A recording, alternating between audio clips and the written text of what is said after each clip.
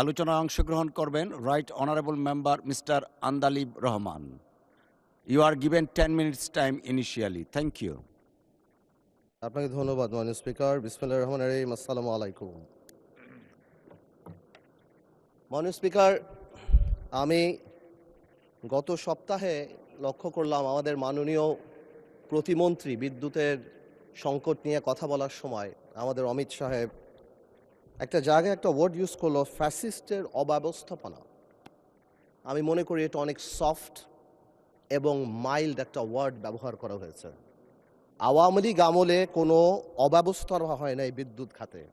আওয়ামী লীগ আমলে হয়েছে লাগামহীন দুর্নীতি আর চুরি বিদ্যুৎ খাতে।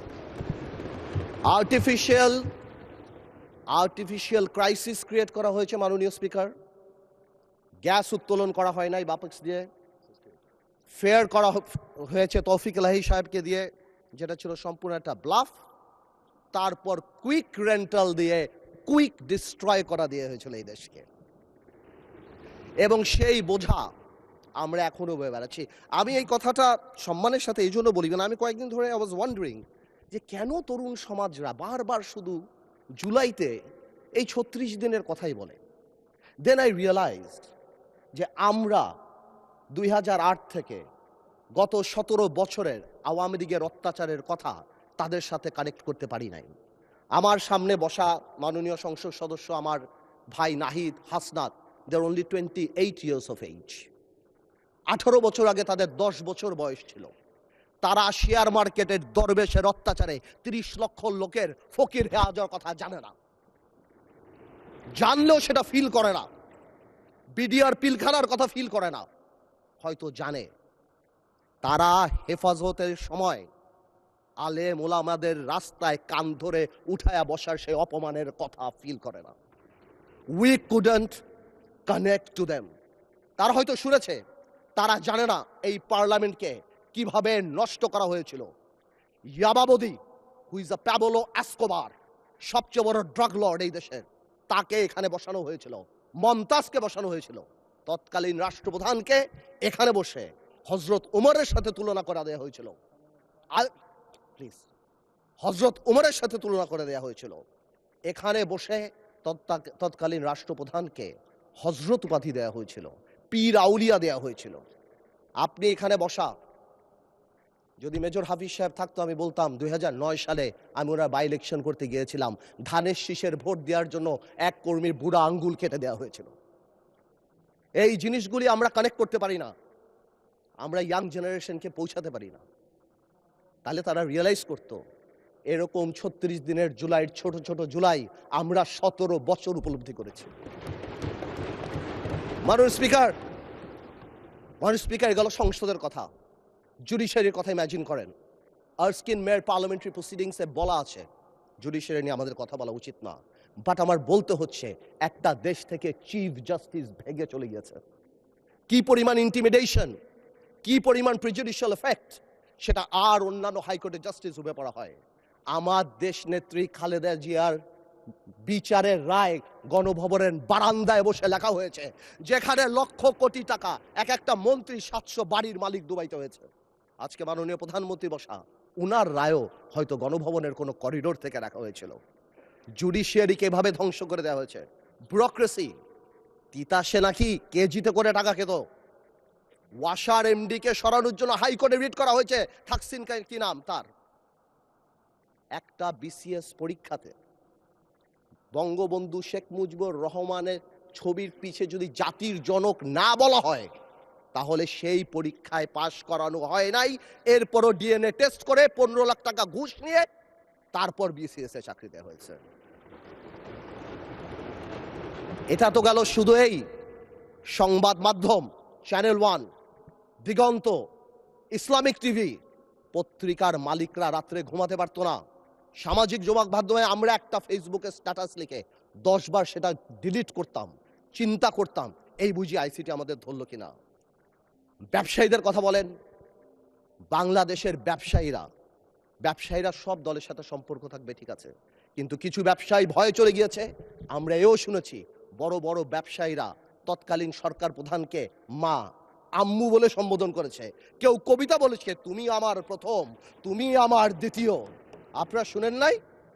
আমরা শুনেছি। মানে হাউ ডিসগাস্টিং একটা দেশের সিস্টেম, কিভাবে শিক্ষা মন্ত্রণালয়। আপনি চিন্তা করেন, আপনি যদি if you go to YouTube and search I am GPA 5, আপনি লক্ষ লক্ষ ছেলেপেলেরা জিপিএ 5 পেয়েছে যারা বলতে পারে না ইংরেজিতে যে আই অ্যাম জিপিএ 5। এরা যদি বিদেশে যায় মাননীয় স্পিকার, এদেরকে শো ইউর পাসপোর্ট বললে এরা পাসপোর্ট বুকে নিয়ে শুয়ে পড়বে মাননীয় স্পিকার।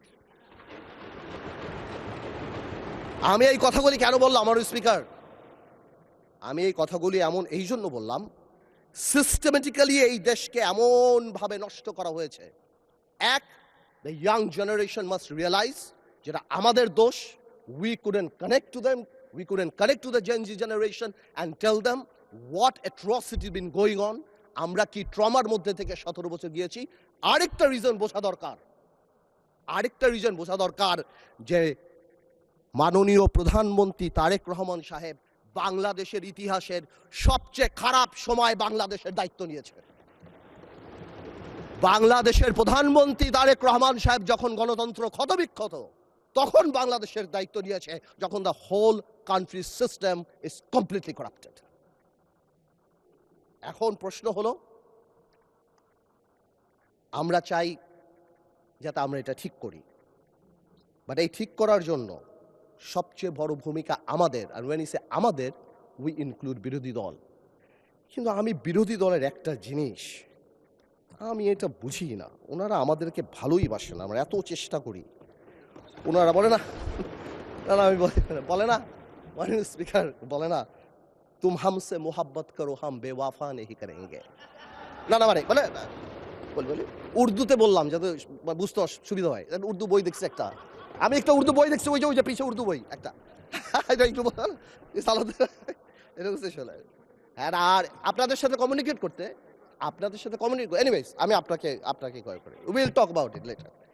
আচ্ছা, এখানে বসে স্পেশালি আমাদের বিরোধী নেতা শফিকুর রহমান সাহেব এত সুন্দর কথা বলেন, অর্ধেক তো একদিকে ফ্যানই হয়ে গেছে ওনার কথার। উনি এত সুন্দর করে বলেন, আসুন না, কেন না আমরা এটা করতে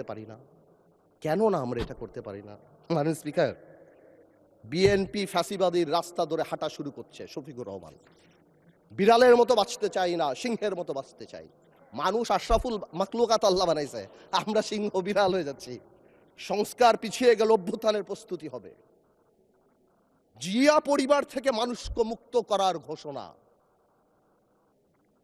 16 বছর জিয়া পরিবারের থেকে মুক্ত করতে শেখ হাসিনা হেলিকপ্টার দিয়ে পালাইছে, সাতরায় পালাবে মাননীয় স্পিকার। বলে কি জিয়া পরিবার মানে বাংলাদেশের গণতন্ত্র, জিয়া পরিবার মানে বাংলাদেশের স্বাধীনতার ধারক বাহক, জিয়া পরিবার মানে বাংলাদেশের স্বাধীনতার ধারক বাহক। এখন জিয়া পরিবার মানে গণতন্ত্রের এখন কেন্দ্রবিন্দু। জিয়া পরিবারে ভাগাবে আল্লাহ। আওয়ামী লীগ সরাতে 16 বছর, আপনাদের সরাতে 16 দিন লাগবে না। এখন এই সব কথা বলার পরেও যেই আমরা একটু অ্যাটাকে যাই, আসুন আমরা সবাই এক হয়ে যাই, এই ডাবল স্ট্যান্ডার্ড করে লাভ হবে না। আমি বিরোধী দলের নেতাকে সম্মানের সাথে বলতে চাই, আপনি আপনার ঐক্য, আপনার দলে ক্লাস নেন।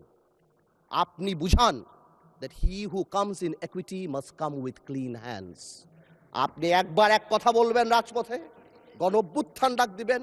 এই যে নাহিদ ভাই কই আজকে হ্যাপি বার্থডে বললাম, সে দেখি আগে গুলি নাকি আগে খাবে। কে মারবে ভাই তোমার? কেন মারবো? আমরা একসাথে যুদ্ধ করেছি আমরা 2 বছর আগে। why would we do that? এই যে মাইন্ডসেট, এই মাইন্ডসেট দিয়ে আমরা কোনোদিনও কাঙ্ক্ষিত জায়গায় পৌঁছাতে পারবো না।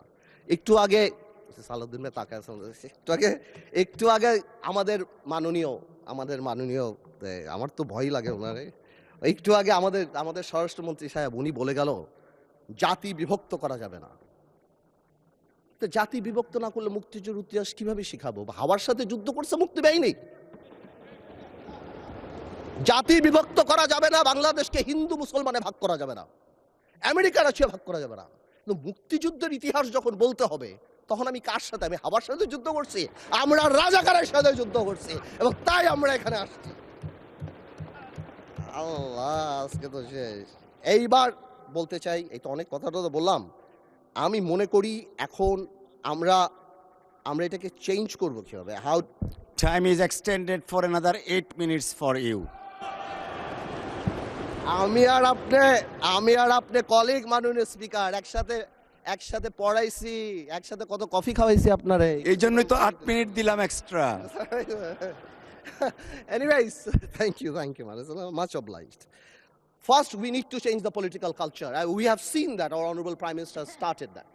Political gesture change করতে হবে। আপনাদের বাড়ি গিয়েছেন, আপনারাও করেছেন, নাহিদ সাহেবের বাড়ি গিয়েছেন। এটা রুট লেভেলে নিয়ে যেতে হবে।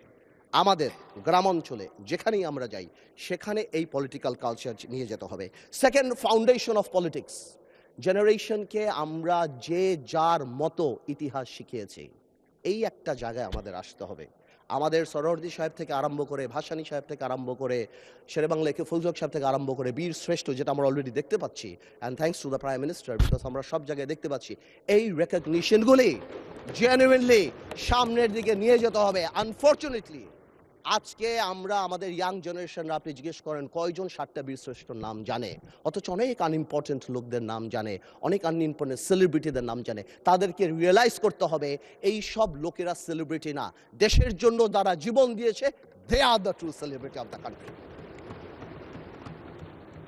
এবং ফাউন্ডেশন অফ পলিটিক্স মানে যখন আমরা 71 নিয়ে কথা বলবো, এটা তো খুবই ইম্পর্টেন্ট, যেটা আমি কারেক্টলি বললাম যে 71-এর ইতিহাস যেমন জানতে হবে এবং 71-কে জেনারেলাইজ করা যাবে না। Of course we respect 1947, of course we respect 1952, but 1971 is different. 52 আমাদের অর্জন, 71 আমাদের অর্জন, আমাদের আবেগ, আমাদের গৌরব, আমাদের অস্তিত্ব। এটার সাথে কারোই করা যাবে না। I am sorry to say, 71 যখনই আসবে তখন আমার ভাইদের সেই সময়কার ভূমিকার কথা আসবে। And unfortunately they have to live with this stigma rest of the life. এটাকে আপনি সরাতে পারবেন না। এটা মনে আছে আমার, বেসি হ্যাডক নামে কি একজন ছিল আপনার, উনি 1936-এ মনে হয় চার্চিলকে বলেছিল, চার্চিল ঘুরে বলেছিল, I am drunk, tomorrow I can be sober, but you are ugly, you are ugly and you shall remain ugly. তো আমরা মাঝে মাঝে লাইন ক্রস করি, কালকে হয়তো ভালো হয়ে যাব, কিন্তু আপনারা যা ছিলেন তা থাকবেন, তাই থাকবেন। এটা বাস্তব, এটাকে মেনে নেয়াই ভালো। 47, 52 আর 71 এক না, প্রত্যেকটারই বিউটি আলাদা। আরেকটা জিনিস ভেরি ইম্পর্টেন্ট, এটা নির্বাচন আগেও মাননীয় প্রধানমন্ত্রী অনেকবার বলেছিল, জনগণ। এটা খুব ইম্পর্টেন্ট।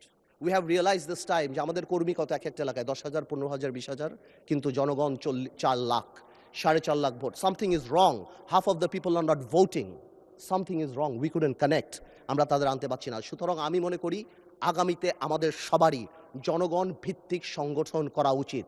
প্রত্যেকটা ইউনিয়ন থেকে ইউনিয়নের অ্যাডভাইজরি কমিটি করে তাদের আমাদের প্রত্যক্ষ রাজনীতির সাথে আনা উচিত।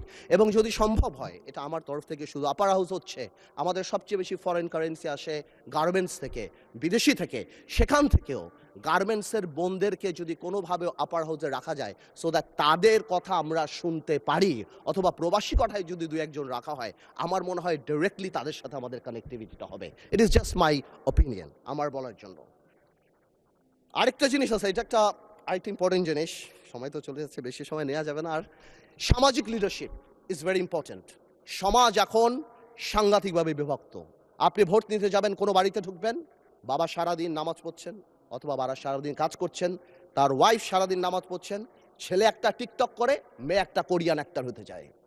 উই নিড সোশ্যাল লিডারশিপ, এবং এটাকে একটা বন্ধনে আনার জন্য the only thing is religion or culture. আমরা মডার্নাইজেশন, গ্লোবালাইজেশনের নাম করে আমাদের রুট, আমাদের ধর্ম থেকে অনেক দূরে সরে গিয়েছি। আমাদের ধর্মে আর কালচারে ফেরত আসতে হবে যদি সমাজকে বাঁচাতে হয়। সুতরাং আমরা যারা এখানে আছি, তাদের পলিটিক্যাল লিডার হওয়ার পাশাপাশিও প্রত্যেকেরই সামাজিক লিডারের ভূমিকায় যেতে হবে। বেশি সময় নাই, আমি খালি এতটুকু বলবো, আমাদের দেশে আমরা যারা আছি, আমাদের মাননীয় প্রধানমন্ত্রী আরম্ভ থেকে ক্যাবিনেট এবং আপনারা যারা আছেন, আমাদের সবাই কাজ করা উচিত কিছু জিনিস করতে, মোরাল ভ্যালুস বাড়ানোর জন্য। আমি শুনেছিলাম এখানে শিক্ষামন্ত্রী ছিলেন, একবার বলেছিলেন বিভিন্ন ল্যাঙ্গুয়েজের কোর্স করানো হবে। আমি মনে করি একটা স্কুল অফ গাইডেন্সও থাকা উচিত। We lack heroes. আমরা কাদেরকে হিরো বানাবো? প্রায় আমরা হযরত মুহাম্মদ সাল্লাল্লাহু আলাইহি ওয়াসাল্লামের কথা বলি, আমাদের মুশকিলে, আমাদের রাজনৈতিক মুশকিলে আমরা যদি পৃথিবীর সর্বশ্রেষ্ঠ মানব নবী করিম সাল্লাল্লাহু আলাইহি ওয়াসাল্লামকেই ফলো করি, 4 খলিফাই করি, সমাধানের সাথেও একটা ডিভাইন ব্লেসিং আমাদের থাকবে ইনশাআল্লাহ, এবং আল্লাহ তাআলা আমাদেরকে কোনোদিনও বিপদের দিকে নিতে দিবে না। শেষ কথা একটা বলে যাই, অনেকেই আওয়ামী লীগ নিয়ে কথা বলে, আওয়ামী লীগের ফিরে আসা নিয়ে কথা বলে। আমি একটা কথা আওয়ামী লীগ নিয়ে পরিষ্কার বলে দিতে চাই, জুলাইকে অস্বীকার করে বাংলাদেশে রাজনীতি করার কোনো সুযোগ নাই। জুলাইকে জঙ্গি আখ্যা দিয়ে বাংলাদেশে রাজনীতি করার কোনো সুযোগ নাই, এবং এই বিচার না হওয়া পর্যন্ত বাংলাদেশে রাজনীতি করার কোনো সুযোগ নাই। মাননীয় স্পিকার, যে ইনস্টিটিউশনগুলি আমাদের ধ্বংস হয়েছে, বিশেষ করে আমি মাননীয় প্রধানমন্ত্রী, আমাদের ফরেন মিনিস্টার সবাইকে বলবো, বাংলাদেশ হ্যাজ আ টেইন্টেড, আমি বলবো অ্যাজ আ টেইন্টেড রেপুটেশন। গত সরকারের সময় আমরা স্যাংশন পেয়েছি, স্যাংশন বিদেশের মাটিতে, কিন্তু আমাদের জন্য অত্যন্ত লজ্জাজনক।